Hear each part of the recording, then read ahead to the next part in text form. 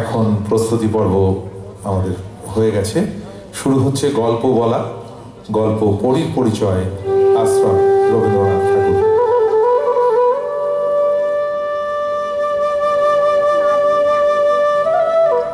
রাজপুত্রের বয়স 20 পার হয়ে যায়। দেশ বিদেশ থেকে বিবাহের সম্বন্ধ আসে। ঘটক বললে, বাহালিক রাজের মেয়ে রূপসী বটে, যেন সাদা গোলাপের পুষ্প বৃষ্টি। রাজপুত্র মুখ ফিরিয়ে থাকে, জবাব করে না। দূত এসে বললে, গান্ধার রাজের মাইয়ার অঙ্গে অঙ্গে লাবণ্য ফাইটা পড়ছে, যেন দ্রাক্ষালতায় আঙুরের গুচ্ছ। রাজপুত্র শিকারের ছলে বনে চলে যায়। দিন যায়, সপ্তাহ যায়, ফিরে আসে না। দূত এসে বললে, কাম্বোজের রাজকন্যাকে দেখে এলেম। ভোরবেলাকার দিগন্ত রেখাটির মতো বাঁকা চোখের পল্লব, শিশিরে স্নিগ্ধ, আলোতে উজ্জ্বল। রাজপুত্র ভর্তিহরির কাব্য পড়তে লাগলো। পুঁথি থেকে চোখ তুলল না। রাজা বললে, এর কারণ ডাকো দেখি মন্ত্রীর পুত্রকে। মন্ত্রীর পুত্র এলো। রাজা বললে, তুমি তো আমার ছেলের মিতা, সত্যি করে বলো, বিবাহে তার মন নেই কেন? মন্ত্রী বললে, মহারাজ, যখন থেকে তোমার ছেলে ওই পরিস্থানের কাহিনী শুনেছে, সেই অবধি তার কামনা সে নাকি পরীকেই বিয়ে করবে। রাজার হুকুম হলো, পরিস্থান কোথায় খবর চাই। বড় বড় পণ্ডিত ডাকা হলো। যেখানে যত পুঁথি আছে তারা সব খুলে দেখলে। মাথা নেড়ে বললে, পুঁথির কোনো পাতায় পরিস্থানের কোনো ইশারা মেলে না। তখন রাজসভায় সওদাগরদের ডাক পড়ল। তারা বললে, সমুদ্র পার হয়ে কত দ্বীপেই না ঘুরলাম, এলা দ্বীপে, মরিচ দ্বীপে, লবঙ্গ লতার দেশে। হ্যাঁ, আমরা গিয়েছি চন্দন আনতে মলয় দ্বীপে, মৃগনাভির সন্ধানে গিয়েছি দেবদারু বনে, কৈলাসে। মহারাজ, কোথাও পরিস্থানের কোনো ঠিকানা পাইনি। রাজা বললে, ডাকো মন্ত্রীর পুত্রকে। মন্ত্রীর পুত্র এলো। রাজা তাকে জিজ্ঞাসা করলে, পরিস্থানের কাহিনী রাজপুত্র কার কাছে শুনেছে? মন্ত্রীর পুত্র বললে, সেই যে আছে নবীন পাগলা, বাঁশি হাতে বনে বনে ঘুরে বেড়ায়। মহারাজ, রাজপুত্র তারই কাছে ওই পরিস্থানের কাহিনী শোনে। রাজা বললে, আচ্ছা, ডাকো দেখি তাকে।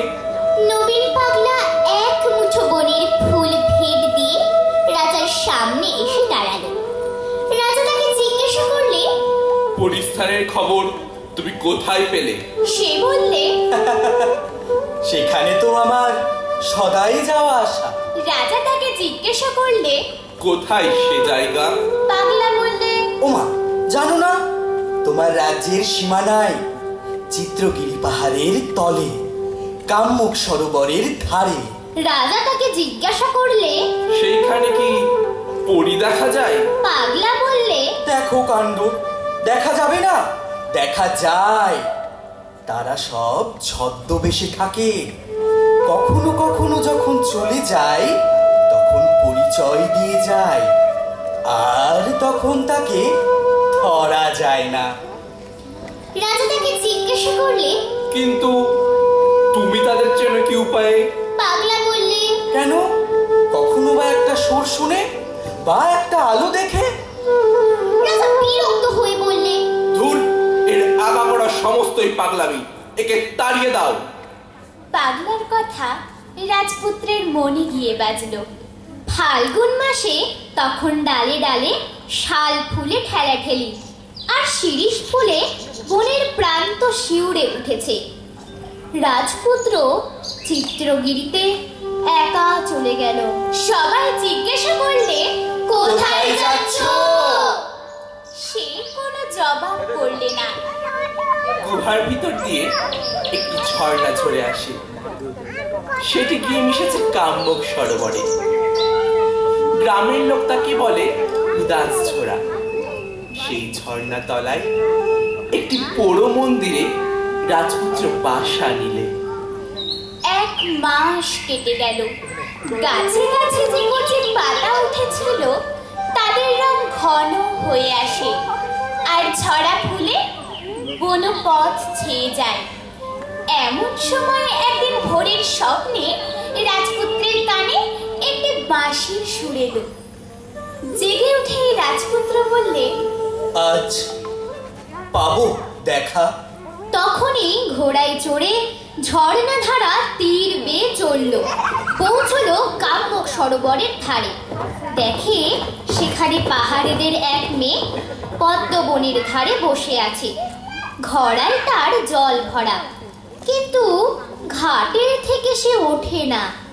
কালো মেয়ে, কানের উপর কালো চুলে একটি শিরীষ ফুল পড়েছে। গোধূলিতে যেন প্রথম তারা। রাজপুত্র ঘোড়া থেকে নেমে তাকে জিজ্ঞাসা করলে, তোমার ওই কানের শিরীষ ফুলটি আমাকে দেবে? যে হরিণী ভয় জানে না এ বুঝি সেই হরিণী। ঘাড় বেঁকিয়ে একবার সেই রাজপুত্রের মুখের দিকে চেয়ে দেখলে, তখন তার কালো চোখের উপর কিসের একটা ছায়া আরো ঘন কালো হয়ে নেমে এলো। ঘুমের উপর যেন স্বপ্ন, দিগন্তে যেন প্রথম শ্রাবণের সঞ্চার। মেয়েটি কান থেকে ফুল খসিয়ে রাজপুত্রের হাতে দিয়ে বললে, এই নাও। রাজপুত্র তাকে জিজ্ঞাসা করলে, তুমি কোন পরী? আমাকে আমাকে সত্য করে বলো। এমনি কথাই শুনে মুখে দেখা দিল বিস্ময়।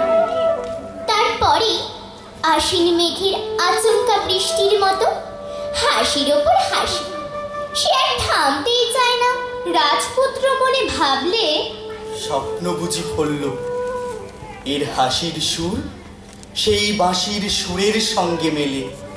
রাজপুত্র ঘোড়ায় চড়ে দুই হাত বাড়িয়ে দিলে, বললে, এসো। সে তার হাত ধরে ঘোড়ায় উঠে পড়ল, একটুও ভাবল না। তার জল ভরা ঘোড়া ঘাটে রইল পড়ে। শীর্ষের ডাল থেকে কোকিল ডেকে উঠল, রাজপুত্র মেয়েটিকে কানে কানে জিজ্ঞাসা করলে, তোমার নাম কি? সে বললে, আমার নাম কাজরি।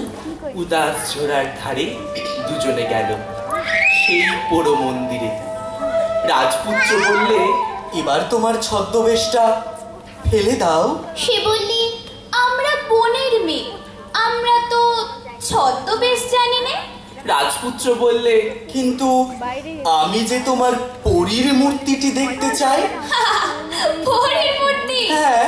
আবার সেই হাসি, হাসির উপর হাসি। রাজপুত্র ভাবলে, এর হাসির সুর এই ঝর্ণার সুরের সঙ্গে মেলে। এ আমার এই ঝর্ণার পরী।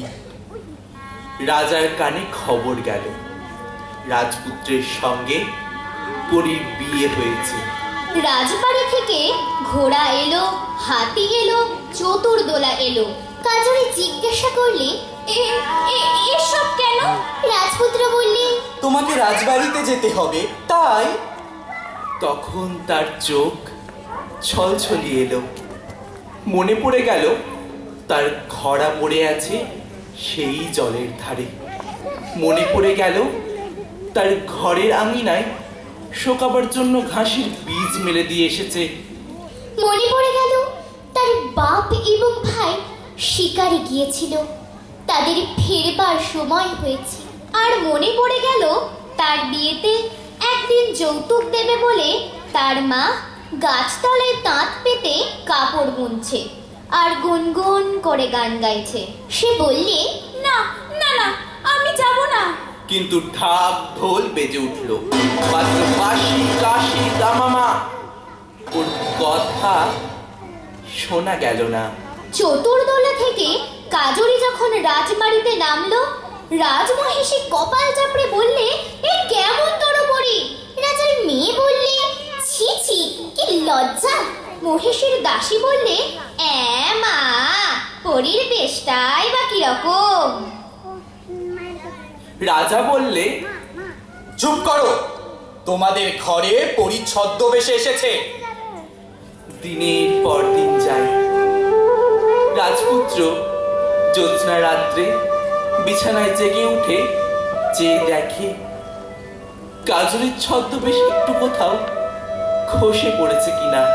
দেখে যে কালো মেয়ের কালো চুল এলিয়ে গেছে, আর তার দেহখানি যেন কালো পাথরে নিখুঁত করে খোদা একটি প্রতিমা। রাজপুত্র চুপ করে বসে ভাবে, পরি কোথায় লুকিয়ে রইল শেষ রাতে অন্ধকারের আড়ালে উষার মতো?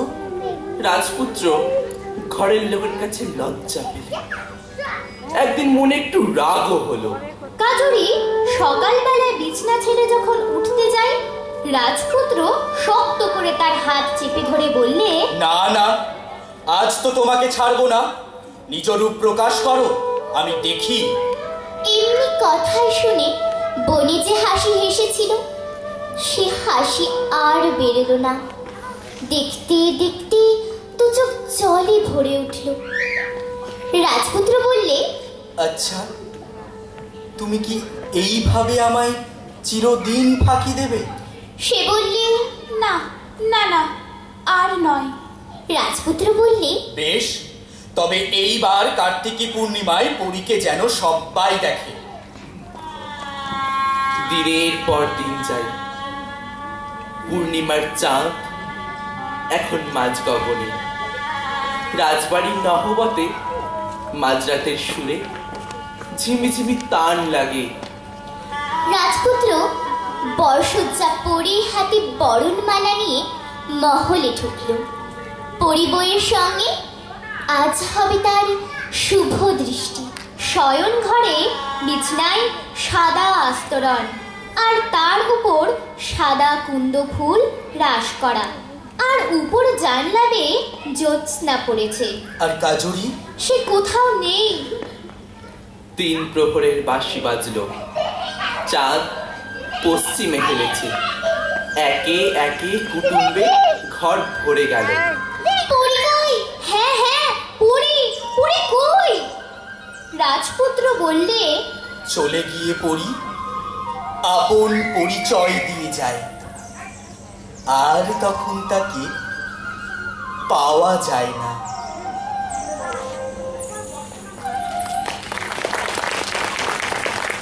গল্প বলা।